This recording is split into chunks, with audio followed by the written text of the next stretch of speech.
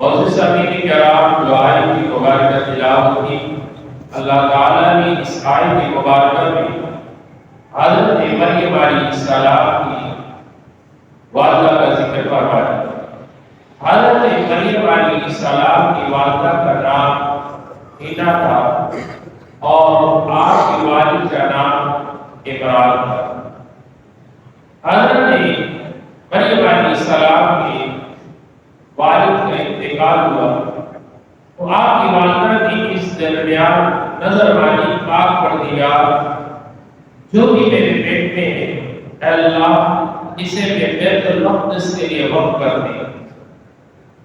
اب حضرت مریم علیہ السلام نے جب یہ نظر مان لی تو جب ولادت ہوئی تو آپ بیٹی اللہ تعالیٰ نے مریم علیہ السلام عطا کی۔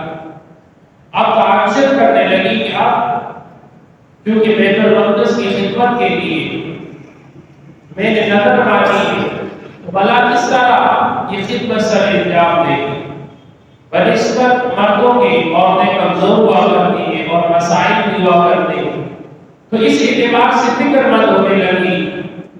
اس درمیان حضرت زکریا علیہ السلام علیہ السلام کہ ہاں جو آپ کی ایلیا ہے جو مریم علیہ السلام کی خالہ ہے، اور حضرت زکریا علیہ السلام نے فرمایا کہ اس کی پرورش میرے ذمہ ہے اور اس کا ذمہ دار میں ہوں، اس لیے کہ رشتے کے اعتبار سے بھی میں ہوں، زیادہ قریب ہوں میں، اور بیت المقدس کی نگہبانی اور ذمہ داری بھی میرے ذمہ ہے، لہذا اس کی ذمہ داری میرے ذمہ کی جائے اور میں اس سے بہتر جو ہے ذمہ داری کو نبھاؤں۔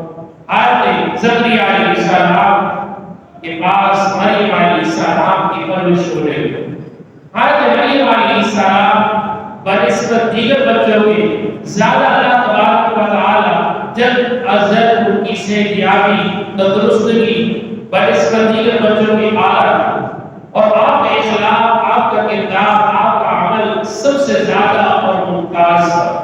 اس سبب کہ حضرت مریم علیہ السلام حضرت داؤد علیہ السلام، حضرت سلیمان علیہ السلام کی نسل سے چلے آئے، کہ انبیاء علیہ السلام کی نسل سے تھی، اس اعتبار سے کہ اللہ تعالیٰ نے یہ عظیم منصب آپ کو عطا کیا۔ اس درمیان حضرت زکریا علیہ السلام مریم علیہ السلام کے پاس جب تشریف لے گئے تو مریم علیہ السلام کے پاس بے موسم پھل تھے، تو عرض کیا کہ آپ نے کہ مریم علیہ السلام یہ بے موسم پھل جن کا موسم نہیں ہے وہ پھل آپ کے پاس کہاں سے آیا؟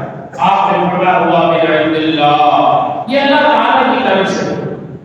اب آپ کے دل میں خیال آیا کہ جب اللہ کو مریم علیہ السلام کو بے موسم پھل عطا کر سکتا ہے تو اس عمر رسیدگی کے عالم میں اے پاک پروردگار میرے مال سے میں ہو چکے ہیں اور میں بھی بوڑھا ہو چکا ہوں، میری ایلیا بھی بوڑھی ہو چکی ہے، تو اللہ جب مریم علیہ السلام کو بے موسم پھل عطا کر سکتا ہے تو اللہ کو مجھے اس دور میں بلا دیا عطا کر سکتا ہے۔ یہ بات توجہ طلب ہے کہ اللہ تعالیٰ سے لو لگا کر، اللہ سے دل و جان کے ساتھ، یقین کے ساتھ رب کی بارگاہ میں التجا کرو، دعا مانگو، اللہ تعالیٰ دعا قبول کرتا۔ حضرت زکریا علیہ السلام اللہ تبارک و تعالیٰ نے حضرت یحییٰ علیہ السلام کی خوشخبری سنائی۔ اب زکریا علیہ السلام عرض کرنے لگے آپ پروردگار میں بوڑھا ہو چکا ہوں، میری ایلیا بوڑھی ہو چکی ہے، میرے پاس کہاں سے کس طرح اولاد ہوگی؟ تو اللہ تبارک و تعالیٰ کی جانب سے جبرائیل امین علیہ السلام نے بشارت دی، اور بشارت کے ساتھ یہ بھی فرمایا کہ 3 دن تک کلام نہ کرنا، ہاں کلام کی ضرورت پڑے تو اشارے سے کلام کر دے۔ اللہ اکبر۔ حضرت زکریا علیہ السلام نے 3 دن تک کلام نہ کیا۔ اب اللہ تبارک و تعالیٰ کی جانب سے جبرائیل امین علیہ السلام آ کر خوشخبری سنانے لگے کہ زکریا علیہ السلام آپ کو اللہ تبارک و تعالیٰ کی جانب سے حکم ہوتا ہے کہ یحییٰ علیہ السلام کی بیٹا عطا کیا جائے گا اور جس کا نام یحییٰ علیہ السلام ہے۔ ابھی دنیا میں نہیں آیا، اس سے قبل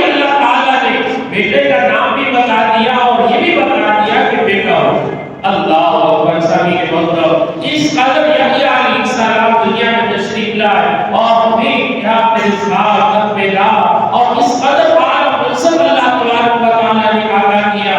اللہ اکبر. سامنے محترم عظیم منصب پر اللہ تعالی نے آپ کو بھی نبوت عطا کی.